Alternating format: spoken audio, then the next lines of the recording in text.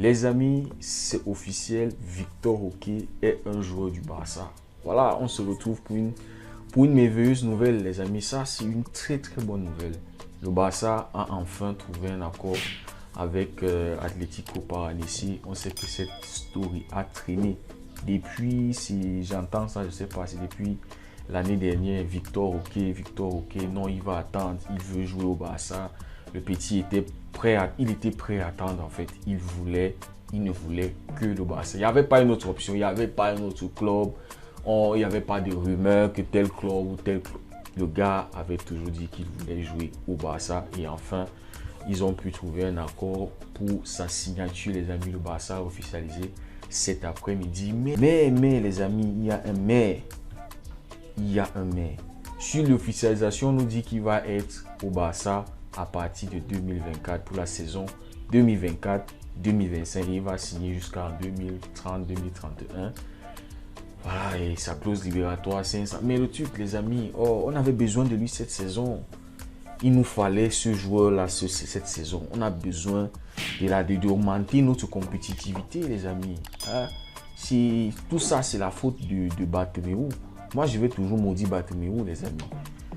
Pour lui et tout son staff. Tout ça, c'est parce qu'on est incapable d'enregistrer le gars. Imaginez un peu qu'on avait signé Lionel Messi. Imaginez un peu. Et Messi, lui, il avait vu ça venir.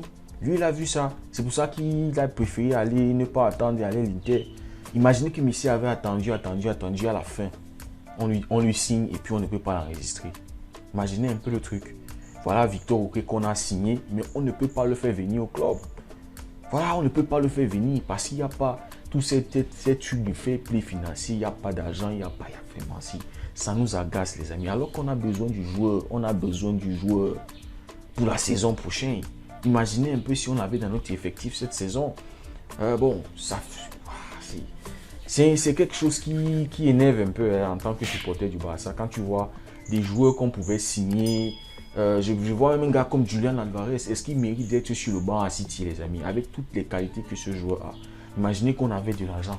Imaginez un peu, on pouvait se signer on pouvait signer des joueurs pour vraiment renforcer notre équipe.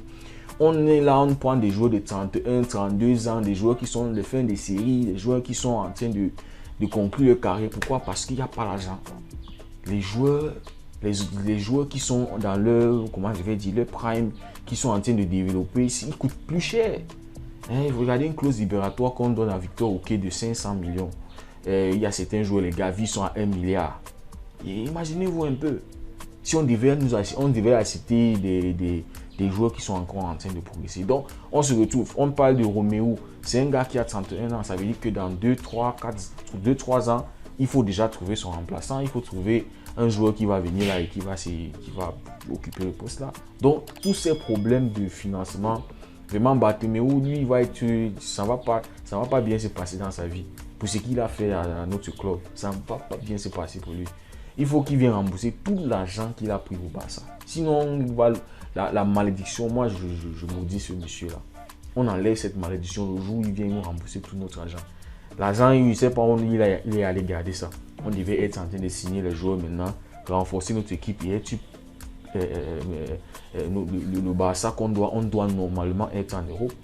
C'est pas normal que le Barça on est dans une situation comme ça. Nous sommes quand même le Barça. C'est quand même le Barça, les amis. Le Barça de Lionel Messi, le GOAT. Vous imaginez? C'est pas je sais pas quel club. C'est le Barça de Lionel Messi. Le Barça de Samuel Eto'o, le Barça de Ronaldinho. Oh là là. Donc, Victor Roque, les amis, le Barça est en train de se battre pour qu'il puisse arriver au moins en janvier pour le mercato d'hiver. Au moins. Là, il va continuer à jouer dans son club, à avoir le temps de jeu, ça continue à s'améliorer.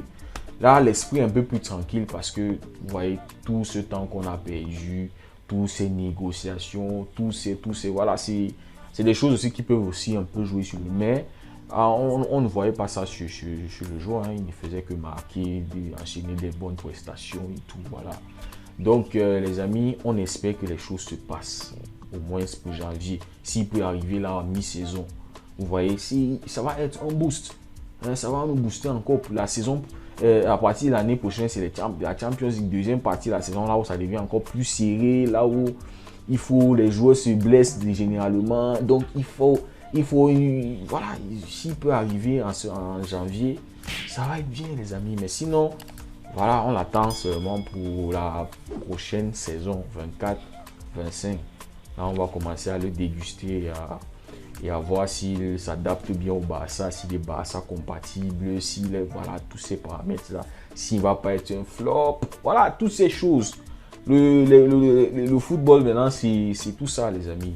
C'est compliqué, c'est pas comme, je sais pas, comme avant, tu voyais des joueurs qui allaient et ça, le transfert se faisait et ça se passait bien. Rares étaient les flops avant là.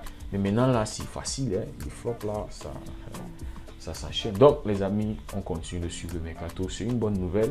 Malgré tout, c'est une bonne nouvelle. On a ce joueur là dans notre, on peut le compter en tant qu'un Blaugrana, un coulé, un joueur du Barça en fait, les amis. Donc on continue de suivre ce mercato très mouvementé et très intéressant. Les amis, merci beaucoup d'avoir suivi la vidéo. Laissez un commentaire, dites-moi ce que vous pensez et on se dit à très bientôt. Prenez tous soin de vous.